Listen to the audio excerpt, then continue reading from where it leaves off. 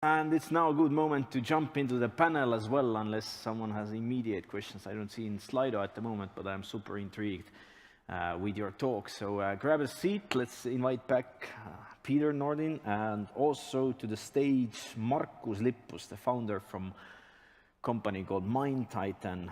Markus' background is a scientific bioinformatician and who was drawn into data science, and he has spent 2 years at STUX, Software Technology and Applications Competence Center, and now running on his own consultancy on AI. So give a warm applause to our panelists to kick off. Great. I would like to start with Markus' part to give you an opening word. I have heard from your clients that have been working with you, some telcos, and they're super happy with the work, and especially around the first topic, economic impact and revenue of investments in AI. Then what's your experience with your clients? How do they really measure if it's worthwhile to invest money into your solutions, and how do you measure the results? Well, actually, it's a really good question in the sense that it seems to be a very common problem in implementing AI anywhere, because people have a weird approach to machine learning projects in general.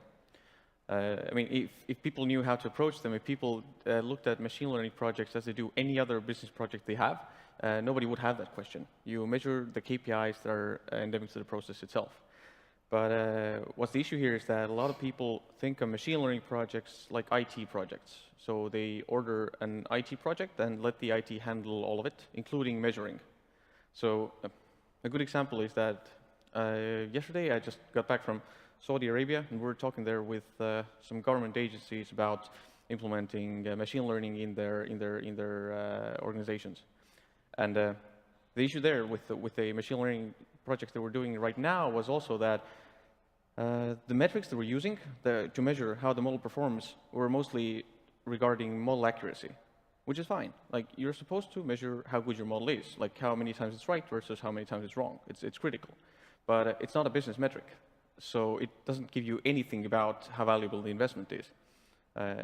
What is important in making machine learning projects is that from the outset, when you define the problem itself, you also should understand, like, what are the things I'm actually trying to optimize, where are the places I can gain an actual advantage.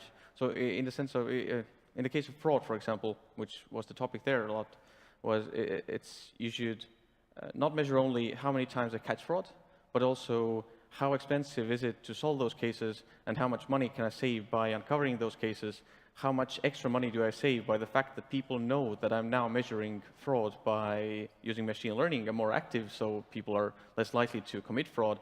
It's like you take all these into account and you put that into a dashboard, so that when a business person looks at it, they not only see like how good the model is, but also this month approximately this much money got saved because of these things. And this compares to the baseline, which is either random selection or whatever you used before.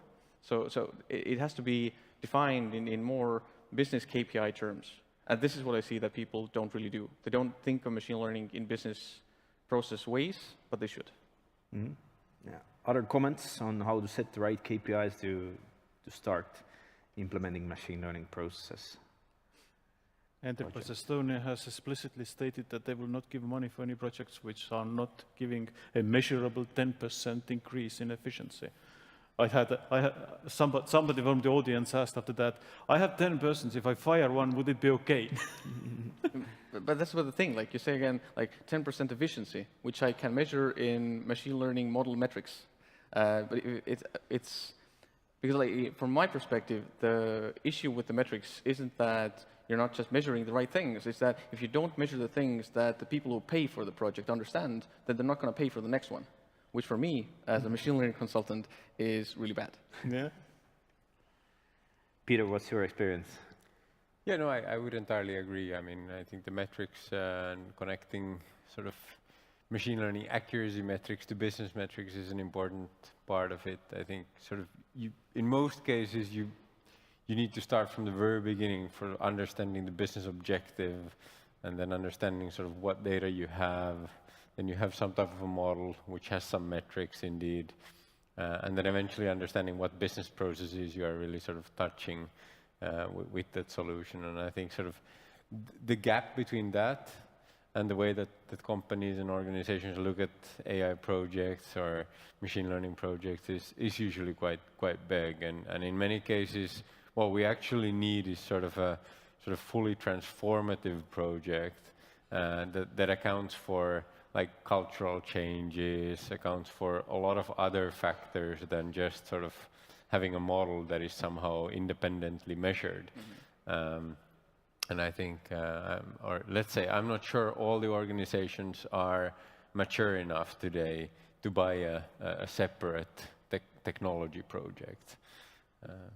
I think actually when you talk about the cultural changes, then like what comes to mind again is that sometimes the things you have to measure are completely not related to the business process itself.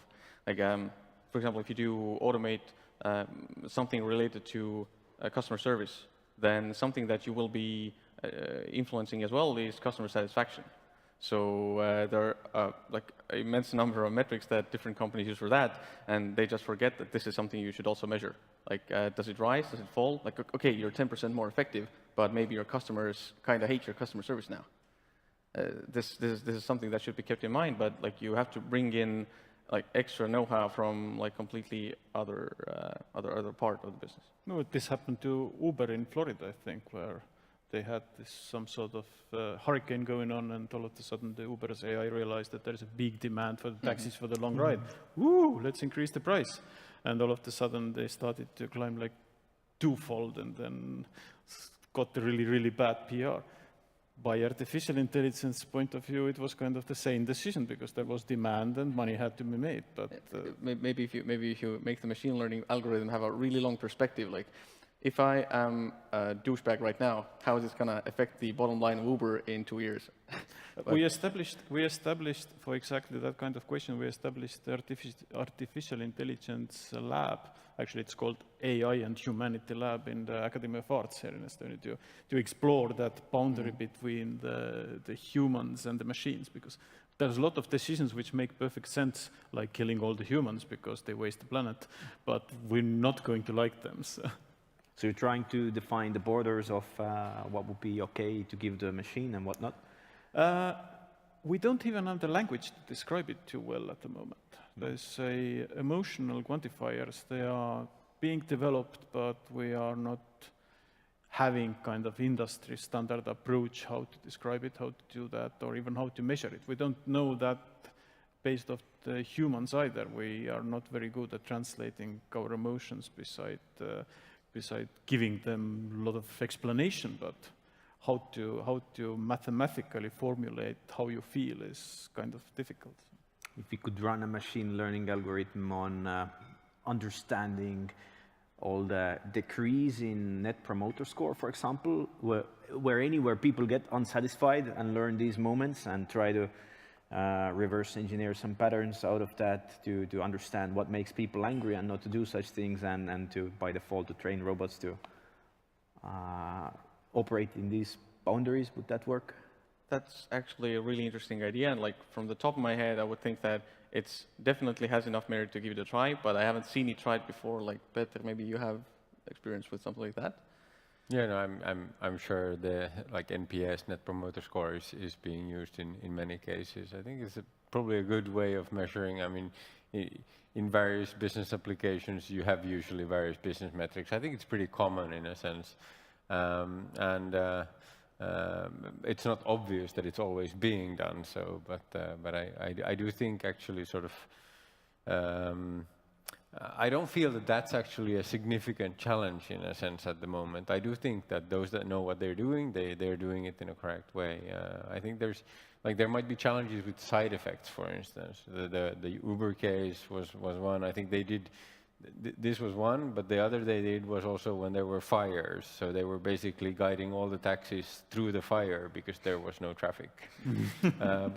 But I mean, these are side effects, right? You don't correct that really with a metric in a sense. I mean, you can add certain sort of additional limits and thresholds and so forth. But anyway, I mean, you're gonna teach a machine learning solution to do a very specific task, and that's something you're explicitly teaching to it. It's not sort of something that happens to be there, but it's explicitly done like that. And in that sense, I mean, the question is then, how do you take care of side effects like that, which are outside of the metrics, actually, usually? But is it a matter of ambition? Like, I listened to an MIT talk with Elon Musk, and he said that when human has to do anything at the Tesla, when auto-driving mode, then it's considered as an error, human interaction. So by default, machine can handle everything. If human needs to turn the wheel, then that's a problem in the algorithm, that human needed to turn the wheel at that point. Well, I mean, on my slide on superintelligence, Elon was among the philosophers here. So I think, I mean, self-driving cars are existed or are divided into 5 different levels. We don't have level 5. We don't have level 4. Some say they have level 3. And that basically means that they're helping you with certain specific functions, and I think that's the reality. I'd say that the difficulty there is, I mean, it's a failure when a human needs to intervene. Yeah, I guess in a sense, but that's reality today. But the difficulty is the interaction between the machine and the human. So how do you basically build sort of assisted driving that is fully in charge, and then switch between the human and the machine? And those sort of moves are very challenging indeed to do safely, because you need to make sure that this interaction happens actually in a certain safe way, which you cannot basically intervene. Kind of like a handover with a chatbot, with customer conversation agent, how to deliver enough information from a chatbot to hand over to correct human. In a sense, that's a lot easier, because when you the customer service agent, or in any human in the loop system, when you hand the loop over to the person, and the person is there and knows what to expect. They know that this is the task that is coming. I have a dashboard showing all the information that previously happened, but then suddenly when you're in a car, then say that there's a situation that the machine knows that I can't handle this right now. It has to, I understand that what you were talking about is how to let the person know that now you got to take over. Maybe the person is engaged in a book or watching a movie, and you have to take it, okay, you have half a second to turn the steering wheel right now. And of course you're not going to make it. But the car can't tell you earlier either, because it just doesn't have time. Yeah. I'm intrigued. Just Charlie, I mean, I think this is precisely the thing. I mean, there's a difference between human in the loop and human on the loop. And the cars are usually called human on the loop solutions, because basically you are able to intervene, and the interventions are challenging to handle. Or where to avoid intervention, because it's pretty dangerous when you have 2 cars going towards each other with 200 kilometers per hour, and the cars are perfectly aware that they have 15 centimeters between each other, so it's okay to go like that. And now all of a sudden one of the drivers trying to grab the control over the car and messing it all up. So. Maybe if the car knows that everything is perfectly fine, it'll just tell you, because it knows ahead of time that it has to intervene, it just tells you that, hey, look away now for 30 seconds. Intriguing. So where do we think, which industries, are there any industries that are safe from this AI transformation? I would start from Andrus. You recently started a company, you like music equipment, right? You started an amplifier company that makes better amplifiers with machine learning algorithms than any of analog amplifiers could be. Although this has been an industry where audiophiles has say, oh, digital is crap, I like my old school, I pay 100 times more for my old school stuff that is so much better sound. When will it be that AI will be able to revolutionize any of conservative businesses? Or it's about matter of user behaviors? Or well, first, will you be able to make better amplifiers? The AI will change every business as much as there is an imagination of the people to use the AI. On the audio, you actually ruined my entire morning because I knew that you're going to ask that question, and then I had to think of what would it be, what would make the good example, I should come up with the good example. And then I realized that I've looked at the wrong direction because it's already happening. We did a survey about what people want about audio systems. And somewhat two great surprises came out of this survey. It was about 120, 130 people who participated. It was a rather long list of questions. And two conclusions came out. The first conclusion was that everybody who answered that, maybe it was because nobody else bothered, but everybody rated that the sound quality would be a top priority, which was strange because I never thought that so many people will pay so much attention to the audio.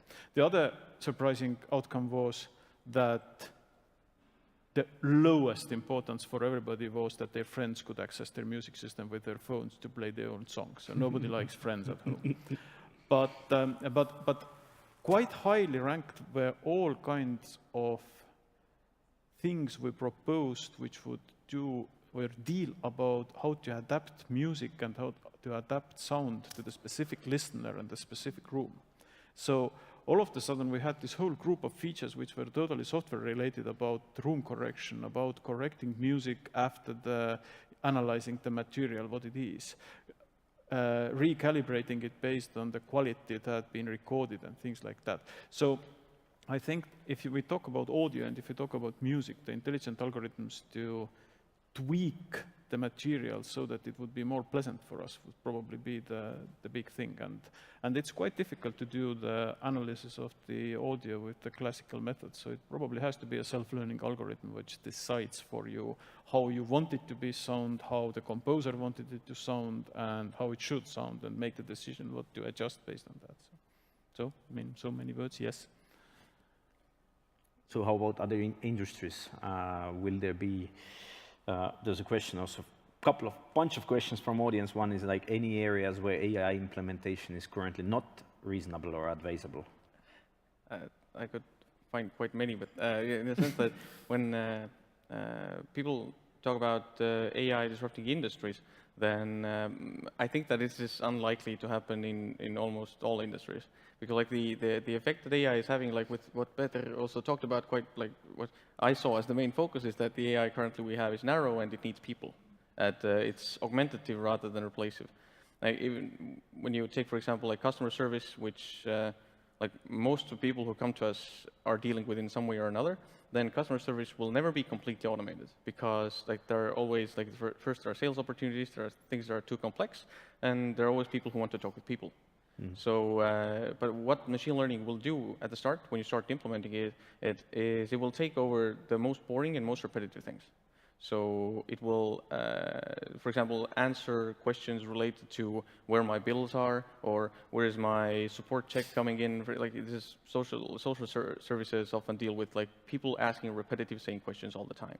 So these kinds of applications are the most useful for most industries, like taking away the bulk of the stupid work, and at the same time, it doesn't disrupt the industry. All it does, it frees up the people's time to deal with the more complex stuff.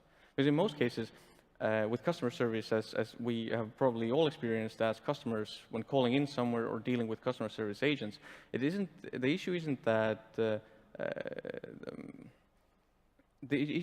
there aren't that they would need some extra intelligence to deal with it. And what they really need is just there to be more time for people to deal with their complex issues. So I think that in a lot of sectors, even the people aren't going to get replaced by machines that soon. Like at some point, yes, probably. In self-driving cars, I see that happening. But in most sectors, I don't see even people getting replaced. I see people being augmented and services getting more effective and more pleasant. It has a fundamental flaw, though, because throughout all historical events where we had economic paradigm changed, all communists have contemplated with an idea that the money which will now be saved will still be given to the workers, which never really happened. So the question is that although we would like what you said to be true, the hard economics will probably say that these people will not be available for something else, but they will be immediately optimized out from the system. No, I was more talking about dealing with the same problem. Like you're doing the same work. The same problem. It's just that indeed, like yes. not like 80% of your calls aren't going to be something you can answer with a template answer. It's going to be the more complex questions like that actually still need a person.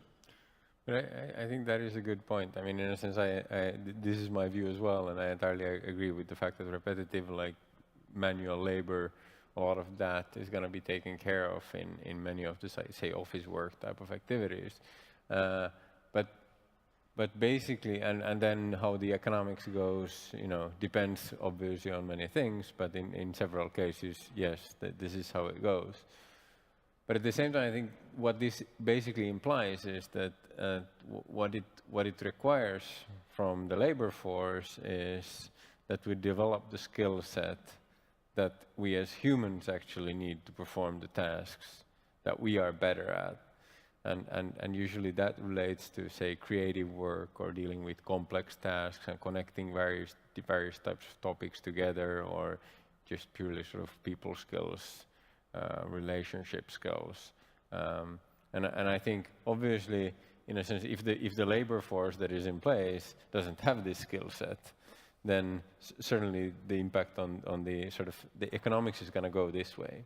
But on the other hand, if the labor force that you have in place is actually highly skilled on these tasks that machines aren't skilled at, then the outcome will be different. So I think it's really important to understand sort of what we actually mean and what actually sort of changes, because it's not that we will sort of be totally transforming industries, but we're just going to basically automate certain tasks and change basically the work that you do, and I think those are significant changes, but they are just purely related to individual tasks. I was intrigued from Andrus' point with this communist approach, where to put the money. AI can often tell us where to put the money, where not. For example, in which keywords to bid on Google that we would get the transactions to be done, that customer will take a loan or whatever will happen afterwards, automatic bidding and so on. So would it be possible to make an algorithm to say to which individual we should give this spare money? I think now we're coming actually back to the start of the discussion where we talked about metrics. Like when you build a machine learning algorithm, then you let it optimize some goal. Like you have a task that is supposed to optimize, it learns and optimizes the task super well. And I think if you build a machine learning algorithm that is going to divide wealth between people, then it's going to do that exactly based on the metric that I told it to optimize. So it's, in a sense, it's not going to... it cannot find you the ideal solution. It's going to find you the best solution to fit the objective you just gave it. So in essence, if you build a machine like that, it's still just going to do what the algorithm builder thought is the best way to share money in the economy.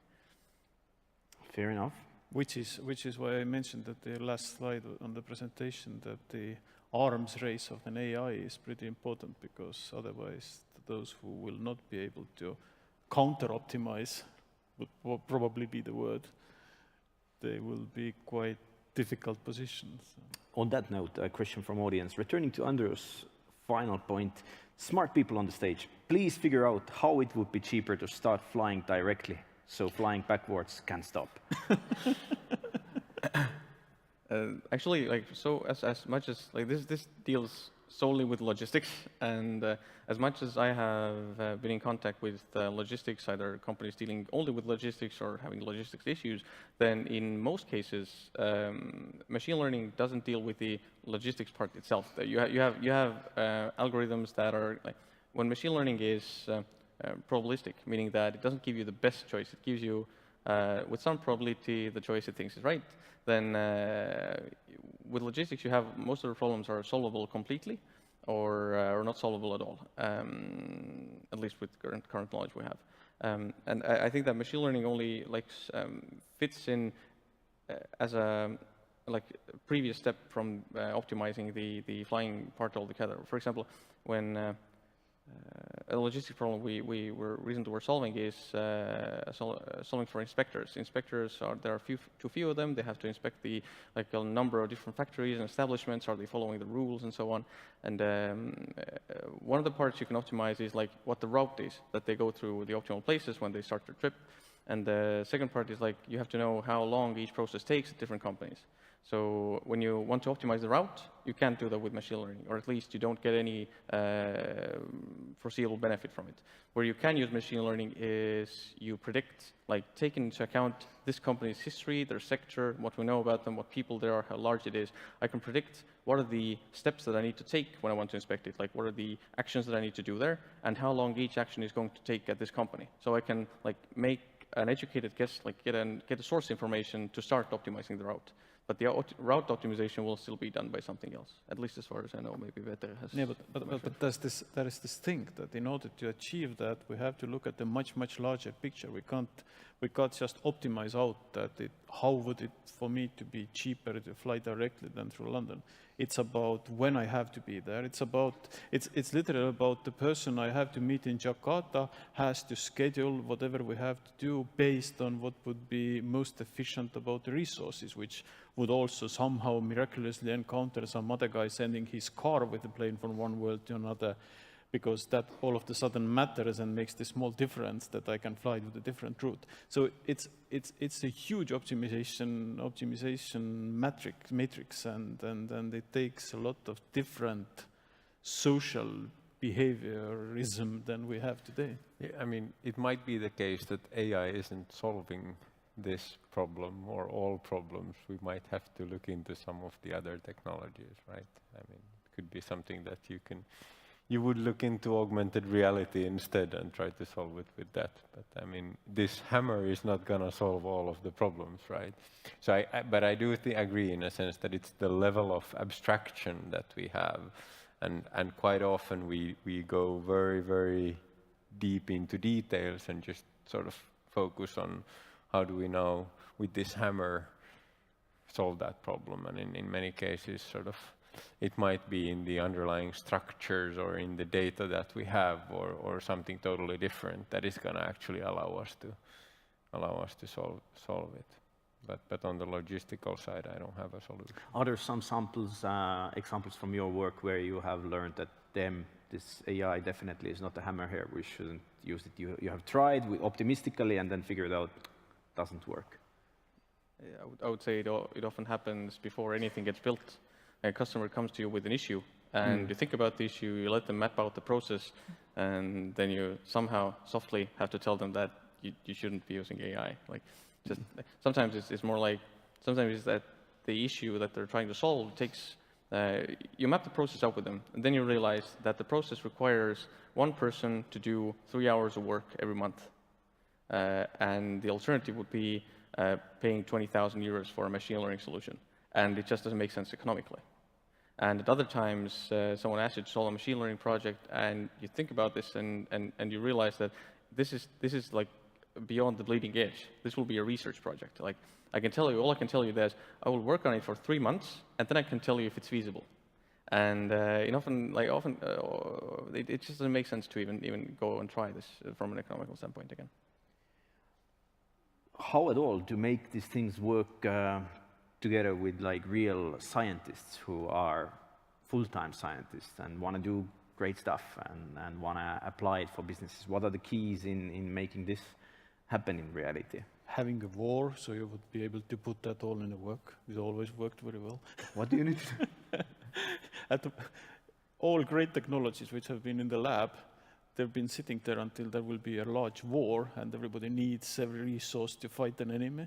So they will be all carefully dusted and put on the field.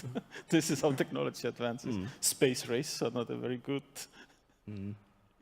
So, but Peter, your PhD experience, how do we really work, scientists work together with businesses on AI? Yeah, no, I'd certainly hope we can find a way to cooperate without a war.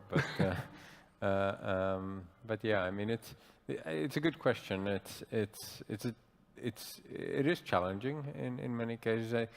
I think so. I mean, we are basically a team with mostly PhDs, and most in our team have say 10 to 15-year background in academia before they've joined us, and that means that they come from a bit of a different world. But I think it's mostly sort of interesting what actually drives, it's mostly about understanding what actually drives different people. So, I mean, we are also working very, very actively with various types of universities and research groups, and we've set up in Finland, for instance, a program on working together with one of the leading universities and companies, so that sort of part of proof of concept AI projects also have a small research component. And from the very beginning, we sort of enter the project with the university and also involve researchers that can focus purely on research, have basically no delivery responsibility in the POC or so. And that's an explicit wish that certain companies have, that they would involve that type of activities as well. But I think it actually requires quite a sort of good setting to be able to do that, because you need to understand what actually drives a researcher and how that could be beneficial for a company. Now then, what we do basically has very little to do with research. I mean, we are customer-oriented in the sense that we build solutions for our customers, and certainly some of the skill set that researchers have is beneficial, but I think the mindset that you need to have in customer projects is very, very different. Are there anything about corporate culture that definitely needs to be in place or changed during the AI-related projects? You mean like pertaining to what Peter was just talking about, or in general? Both. Fine, yeah. I think that we're like, as you said, you're mostly implementing and you're customer oriented. That like very much gets in the way of applying research in like a science sense. Exactly in the case that you have to have in when you deal with businesses, especially with large and old businesses, they need to know what the deliverables are, and they need to know the timelines, and they need to know all that, and that just doesn't go hand in hand with research. So I would say that if a company wants to be like completely on the bleeding edge of machine learning and AI, then they would need to adopt a solution akin to what Google and Facebook uses, that they have their own research groups, which don't have any deadlines, and just go and play with this. It's interesting, and you do that. But this requires a lot of investment and from the company, and this is very hard to get. So what's our chance at all against GAFA when they have thousands of data scientists doing some research and being super clever? Well, I think that like actually the chances aren't that bad from the obvious perspective, in the sense that they have a lot of scientists, because machine learning is very an open science. A lot of the best scientists that go to these kinds of companies go there only on the requirement that they must be able to publish what they do. So the science itself gets published. What they do have an unavoidable advantage in is that they have all the data, which makes training algorithms a lot simpler for them. But I think that the biggest hindrance to adopting machine learning and AI in most companies comes from one of the slides you showed earlier, which is how ready are people to adopt AI? Do they plan on adopting AI? When you look at that graph, then there's a huge amount of companies that haven't implemented anything and have no plans of implementing anything. And if you're going to a company that has this kind of approach, then nothing is going to happen at all. I think everything starts from openness, and from that you can move to wherever you like. It's just going to take time. What's your biggest fear related to AI? Every individual answer. I'm not afraid of the technology itself. I mean, it's we as humans that are building the stuff that we, and eventually, I mean, still nothing is being built on its own. So I think my fear would be related to your previous question, actually, in a sense. What could we do here in say Europe to make sure that we sort of have the talent needed, because it's basically about talent, and it is currently a competition between different continents and countries, and the US and China have been at the forefront and investing a lot of resources into building those capabilities. And in Europe, we are a bit lagging behind. We even don't know how far they are, basically.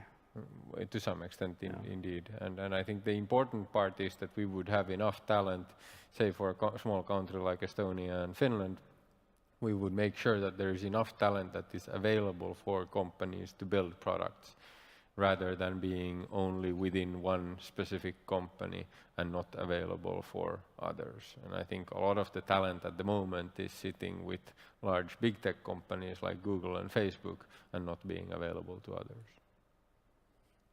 In some sense, like that, the fact that they are in Facebook and Google could be kind of beneficial in the sense that when they leave there, then they have also, like what I see is lacking a lot is experience of conducting these projects. Like when you, like what other companies do is that they hire, like they understand they need a data science component, they hire a chief data scientist, and the chief data scientist is supposed to handle everything. And maybe the chief data scientist has a, like, just did their PhD, has extensive research background, but doesn't really know how to implement these in actual, like, practice, like how to make things work good enough but stable enough. And then this is also like a blocker for adopting data science. So, for example, if those people are working then in Facebook and then Google and Spotify, then if they leave at some point and go work somewhere else, they take their experience with them. But the issue is more that I think they go and work at Facebook and Google, not in their London offices, but in their San Francisco offices. And then they're not coming back, which may be more an issue.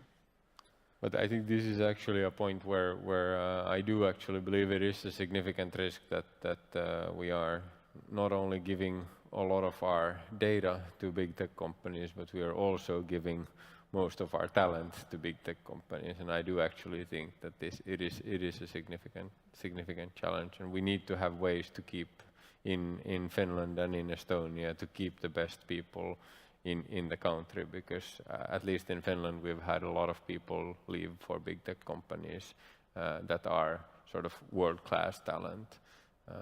Is there anything that politicians could do about it?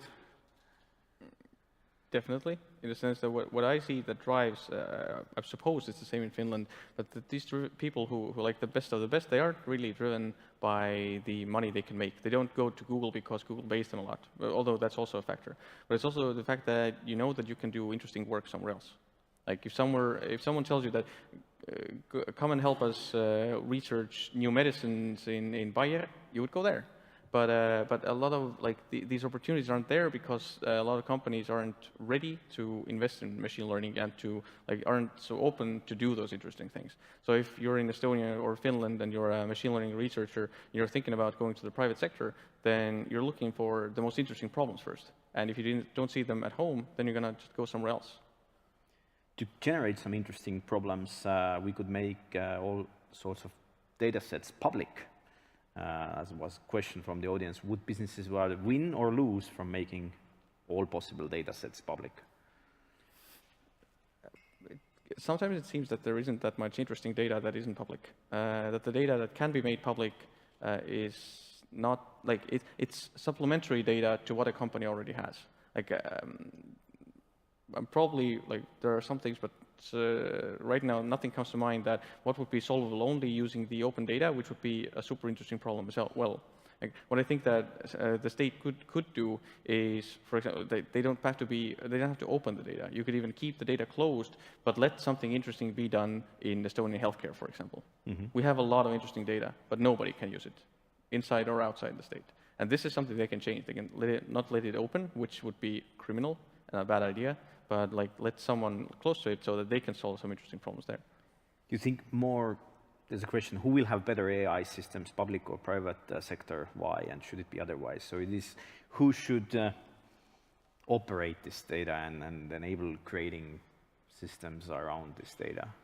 That actually brings me to something which I'm worried about, which is a singularity, but not as Kurzweil or Jan Tallinn talk about it, but an economic singularity. That the ones which employ it faster and more successfully, and the ones which have more money to buy the talent, and the advantage you gain at some point becomes so huge that it's impossible to catch because you're going to this breaking point of being super efficient. So I don't see governments doing it at all, even if they have the best efforts, they don't have the resources to pull it off. So it has to be, or if it happens in the private sector. It makes sense to, can you employ these The question scientists is if the governments or regulatory bodies or whoever is going to regulate it would be clever enough and bold enough to equalize that, despite of everybody screaming at them saying that it's communism and shouldn't happen. Because if it happens, it's going to be bad. But the question is, how do we prevent it? That's so my bet would be that definitely the governments will not have enough AI in their disposal. Military, probably to some extent, but not for the public consumption. What would be your message to these people, to those people who start to scream, oh, never, don't allow any data to be open and so on? Well, I was leading for a couple of years the Estonian Open Data project, and we decided to make the bold move and published the entire local government financial data real-time as an open data. The Ministry of Finance says that, okay, let's give it a try. And we did all sorts of risk assessments on that before, how it could go wrong and how every single public servant on the local government would be fired and put in jail because journalists will be able to find their 10 different cases every hour. We published about 1/7 of the entire state budget on that database, which was online accessible. We even created a click view front end for that to make the simple and quick analysis available, and nobody cared. I think we got like a 3rd-page small news that all public government data is now public. It had a very nice side effect because every journalist recognized that the data is available. So for entire year, all the articles of this is a thief, this is a thief, this was playing together with, those articles disappeared because everybody was afraid of that now when you can fact check it, somebody does and says you're a liar. So it was easier not to write anything. So the entire local government disappeared from the news for almost a year. So it had all sorts of strange consequences, or could have all sorts of consequences. This, I think, is a sign of where the investigative journalism has reached. Like, when you don't have, like, people don't have time anymore to dig into data, so they avoid data-intensive topics altogether. Yes. Is that it? This is scary. We have one of the top tech journalists in the room. You want to comment on that? Not at the moment. No, he's not digging the data. He's now digging the data. Finally, rather trying to be successful individually or having some sort of joint efforts together, can a single company win the AI race? What are the good examples of joint efforts? Which way to go? Hire all these 1,000 scientists on your own, or have some sort of cooperation? I know it's a hard topic for Estonians and maybe Finns as well, but are there any good examples of the open data example you brought? Basically is the joint effort. Are there any other good efforts of good examples of working together? I would think that the best, like, joint effort in private sector is complicated because everyone's competing.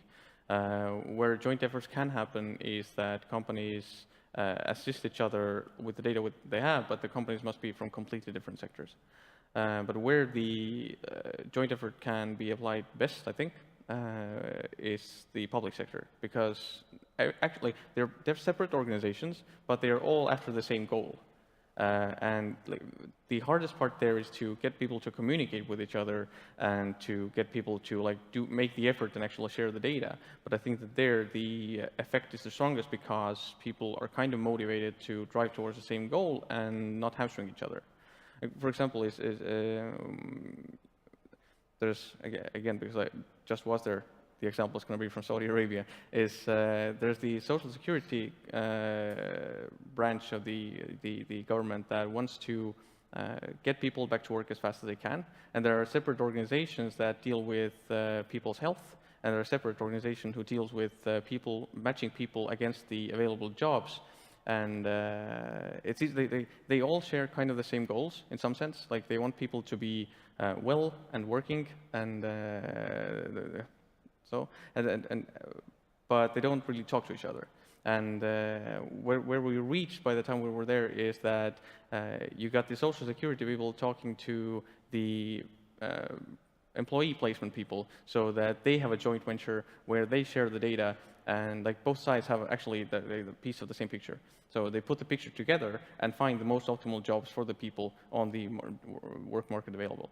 So and if that cooperation is already running, then it's going to continue running out of inertia, because there is nothing that's going to block it, and unless anyone like severs the connection, there's like the competing interests are not going to break it. What's your take, Peter and Andrus?